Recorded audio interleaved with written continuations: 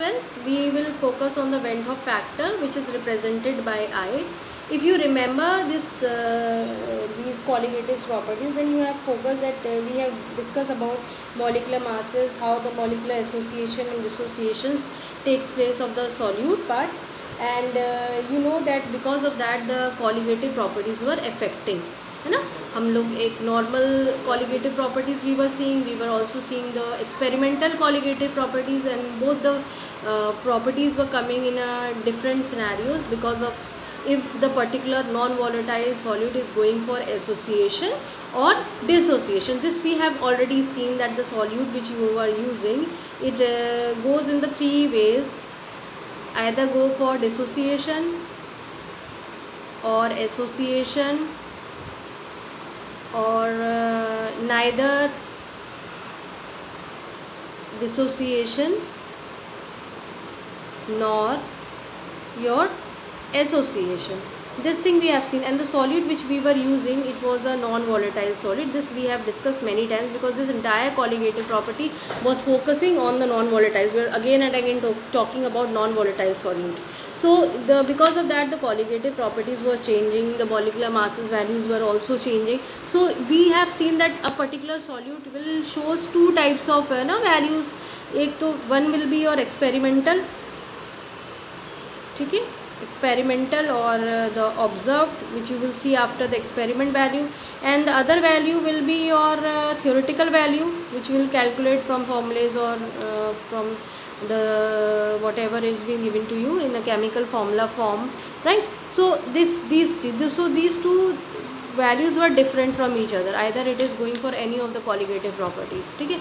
So or basically the molecular masses, they were changing, है ना. Because of that your colligative property was changing. Now it is the time we have to change this colligative property. So a scientist came, that is Van 't Hoff, in 1886. So he has given a factor, and that factor which I have written over here, Van 't Hoff factor, this was represented by I, and it tells about us that it has a definition. It's an important topic.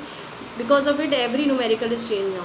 The ratio of the observed or the experimental colligative properties and normal or the theoretical values of colligative properties. So this thing was your it was a ratio of this, or and to the colligative properties, या फिर आप कह सकते हो ना experimental and, या and की जगह यहाँ आप लिख सकते हो टू द नॉर्मल और the calculated values, theoretical values, कुछ भी कह लो.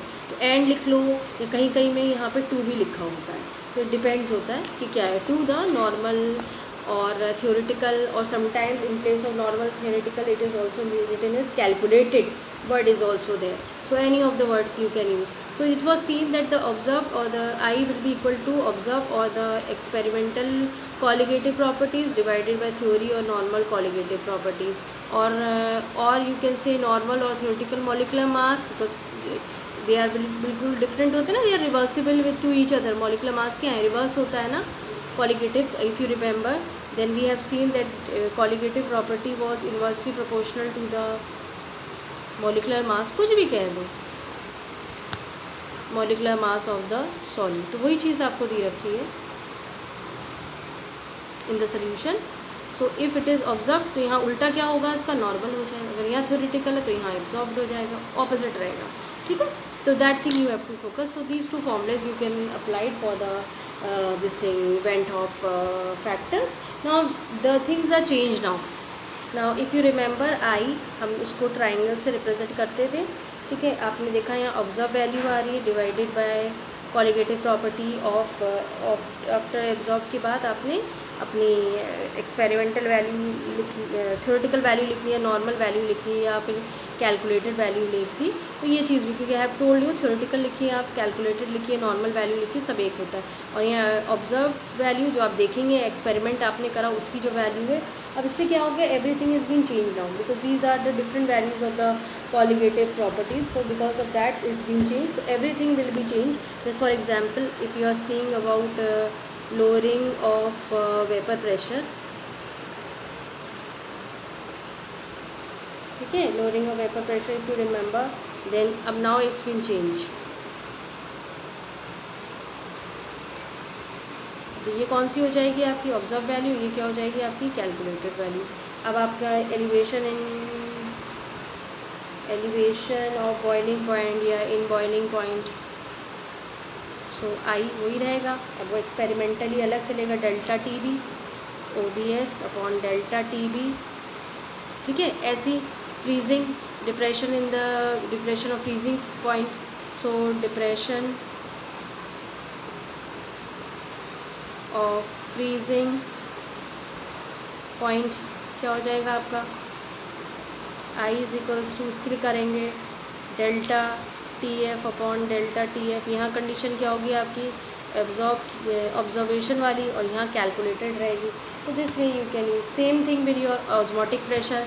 तो अगर हम यहाँ पे ऑस्मोटिक प्रेशर देखते हैं, ऑस्मोटिक प्रेशर, देन उस कंडीशन में आई इज़ इक्वल टू आपका यहाँ पे आप क्योंकि कॉलिगेटिव प्रॉपर्टी है ऑस्मोटिक प्रेशर की, you can write down in this point, sorry pi, और ये आपका ऑब्जर्व और ये आपका कैलकुलेटेड वैल्यू। तो these are the formulae which you can focus on this. I think now you can have a look, ये formula change हुआ, ये सब फॉर्मूलेज आपकी चेंज होते जाएंगे। Now these formulas can also be changed like that. I will show you many formulas. So delta P upon P naught यही होता है ना, I is equals to H solute. This will be relative lowering of the vapor pressure. अगर आप apply कर रहे हैं went of factors को आप अलग अलग इक्वेशन में, so we are adding the went of factors, ठीक है, modifies the equations for colligative properties, right. तो ये हमारी कंडीशन हो गई। अब आपने एलिवेशन एंड बॉइलिंग पॉइंट आपने देखा, तो ये आपका फिर आई यहाँ KB इंटू M आप करते हैं। अब delta TF I KF into M, osmotic pressure I CRT होता है। तो आपने देखिए चेंज कर लिया, यहाँ पे आपने सारे फॉर्मूले आपके बदल गए वेंट ऑफ फैक्टर्स की वजह से। So please change the formulae and now when we'll do the numericals we'll focus these formulae, they can be modified in भाई मोलैलिटी का और बड़ा कर देना, वेट अपॉन मॉलिकुलर वेट, है ना। ये जो पोर्शन है ये आपको मालूम है इनकी क्या होती है, weight upon molecular weight into weight of आपका सॉल्वेंट इन ऊपर 1000। तो ये आप M की जगह आप ये वाला पोर्शन भी लगा दीजिए, बढ़ा लीजिए अपना, ठीक है। C की वैल्यू आपको पता है क्या होता है, N अपॉन B होती है। C की वैल्यू आपको weight upon molecular weight into B होता है, तो आप ये भी वैल्यूज फिट कर सकते हैं। तो it's not a big issues के इट्स ऑलवेज देयर, ये X है ना, mole fraction. So you know of the non-volatile solute, so you can change the formulas by your own. You can put whatever you want to do. You can use according to the numerical isvinas. Now let's go further more. So अब suppose करो हमारे पास delta, हमने अभी पीछे देखा था ना, जैसे हमने कॉलिगेटिव जो हमारा ऑब्जर्वेशन वाला था, तो वो किसके बराबर होता है, किसके inversely proportional to the molecular mass of the observe, वही दोनों ही ऑब्जर्व होंगे। अगर हम कैलकुलेटेड केस में देखते हैं अपना, तो ये क्या हो जाएगा, molecular mass of the calculated, ये भी हो सकता है आपका, है ना। तो आपके पास आई की वैल्यू आई थी, आपने क्या देखा था, colligative property of observe upon calculated value आई थी आपकी। तो यहाँ पे क्या हो जाएगा आपका, ये इन्वर्सली है, तो ये आपका ऊपर वाला कैलकुलेटेड हो जाएगा, ये आपका ऑब्जर्व हो जाएगा, है ना। तो ये आपका एक नया फॉर्मूला बना। फिर कुछ और चीज़ें आप देखिए कि ये क्या हो सकता है, किसके रिलेटेड भी हो सकता है, तो और थोड़ा चेंज कर दीजिए, number of particles present in the solution upon normal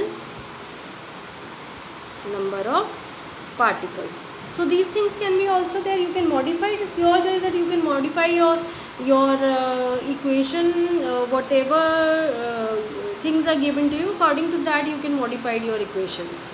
Now children, you got this formula, I is equals to normal molecular mass upon observed molecular mass. From there also you can calculate your suppose करो normal molecular mass I want to calculate, है ना। हम कुछ भी कर सकते हैं, observe molecular mass निकालने को आ जाए तो हमारे पास क्या हो जाएगा, went of factor into observed molecular mass. Suppose if I want to calculate the observed molecular mass, then what will be the scenario? That you can easily normal molecular mass divided by I हो जाएगा. तो this way you can easily calculate your whatever is been asked. Now let's focus on I. What does I is helping us and how it is helping us? Basically I is, अगर आप देखें, it's depend on what? It depends upon molecular state of the solute in the solution, because you know all the solutes are always in the solution. ठीक है. So we come across few things. Suppose अगर आपको आई की value, भाई आई की value कैसे भी निकल सकती है. आई की वैल्यू आपको इक्वल टू 1 निकले तब क्या होगा. इफ़ आई की वैल्यू ग्रेटर देन 1 निकले तब क्या होगा. आई की वैल्यू लेस देन 1 निकले, बिकॉज यू नो ना we have 3 types of solute is going in 3 condition. In one it is going for association, one it is going for dissociation, and one it's neither going for dissociation nor it is going for association. So that part is very important, you have to focus. So when I is equals to 1, so in that particular case the solute will neither go for association nor for dissociation, right? When I is less than 1, then in that particular case, so in this case it will go for association, and the last case when I is greater than 1, then it undergoes for dissociation. तो ये बड़ा important वाली बात है कि अगर आपको कोई एग्जांपल दिया जाए, और ये इंपॉर्टेंट रीजनिंग में आता है कि अगर आई की वैल्यूज़ क्या आती हैं तो आपको एक नीचे नोट देना पड़ता है कि ये सोल्यूशन जो है वो एसोसिएशन पे जाएगा. अब एसोसिएशन पे जाएगा तो हो सकता है कि वो नॉन इलेक्ट्रोलाइट है, हो सकता है क्या वो नॉन इलेक्ट्रोलाइट है. अब डिसोसिएशन में जाएगा तो वो एक इलेक्ट्रोलाइट है. तो these things you have to focus, because of that the colligative properties is changing. So please children make this sure of these things. अब एक पॉइंट है, अब इस केस में क्या हो जाएगा, what about the molecular state. अब यहाँ तो ये वाली बात हुई, अब मॉलिकुलर स्टेट भी तो बताओ कि molecular state remains it will not change over here. So molecular state will be या remain unchange in the solution. तो यहाँ पे क्या हो जाएगा, मॉलिकुलर, क्योंकि मॉलिकुलर स्टेट का क्वेश्चन पूछा गया है, मॉलिकुलर स्टेट रिमेन सेम और इट विल बी अनचेंज. यहाँ पे क्या हो जाएगा, एसोसिएशन में होता है तो मैंने क्या बताया था, molecular state always increases. Dissociation में मॉलिकुलर स्टेट डिक्रीजेस, राइट. और इन्वर्सली हो जाएगा. कॉलिगेटिव प्रॉपर्टी यहाँ क्या हो जाएंगी आपकी, इस कंडीशन पर इंक्रीज़ करेगी, यहाँ कॉलिगेटिव प्रॉपर्टी डिक्रीज़ करेगी, और यहाँ पे कॉलिगेटिव प्रॉपर्टीज रिमेन सेम, जो पहला है वो वैसे ही रहेगा. ठीक है.